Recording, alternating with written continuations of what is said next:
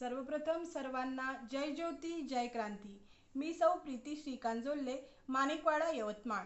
11 April 2026 Mahatma Phule यांची 200वी जयंती निमित्ताने महात्मा फुले यांनी त्या काळी अखंडाद्वारे मोठे प्रबोधनात्मक कार्य केले, ते आजही उपयुक्त असून त्या अखंडादी काव्यरचनेमधील मी सादर करीत आहे काही अखंड। ईशे सर्व शूद्रा आर्यापरी दिले, ईशे सर्व शूद्रा आर्यापरी दिले, कमी नाही केले काही एक, कमी नाही केले काही एक।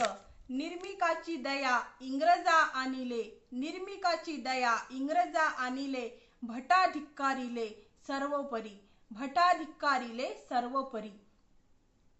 आरे कसे धनी शूद्र काहो दास, आरे कसे धनी शूद्र काहो दास।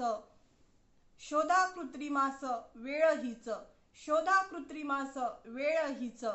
आता का रे तुम्ही विचार कराता, आता का रे तुम्ही विचार कराना।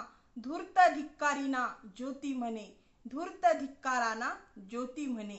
या अखंडामध्ये महात्मा ज्योतिबा फुले म्हणतात की ईश्वराने शूद्र आणि आर्य म्हणजेच उच्चवर्णीय यांना समान बनवले आहे, कोणालाही कमी किंवा जास्त मानलेले नाही। सर्व माणसे जन्मतः समान आहे। येथे निर्मिक म्हणजे सृष्टीकर्ता ईश्वर।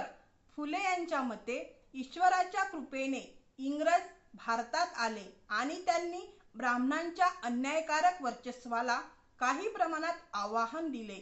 शिक्षण आणि नवीन कायद्यांमुळे भट यांचे श्रेष्ठत्व प्रश्नांकित झाले। फुले प्रश्न विचारतात की आर्य लोक मालक आणि शूद्र गुलाम कसे झाले। हा भेद नैसर्गिक नसून कृत्रिम आहे, तो काही लोकांनी स्वार्थासाठी निर्माण केला आहे। लोकांनी यांचा विचार करून सत्य शोधले पाहिजे। फुले शूद्र अतिशूद्रांना जागृत होण्याचे आवाहन करतात।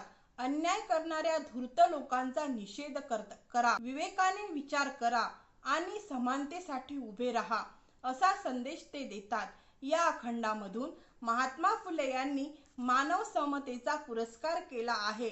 जातीभेद हा ईश्वर निर्मित नसून मानव निर्मित आहे, असे ते स्पष्ट करतात। शूद्रांनी अज्ञान व गुलामगिरी झटकून विचारशील बनावे आणि अन्यायाविरुद्ध आवाज उठवावा, हा या अखंडाचा मुख्य संदेश आहे। तर महात्मा फुले यांनी दिलेला संदेश आजही उपयुक्त असून आपण सर्वांनी त्यांचा संदेश उपयोगात आणावा, ही सावित्री शक्तीपीठ पुणे महाराष्ट्राच्या वतीने मी सर्वांना विनंती करते।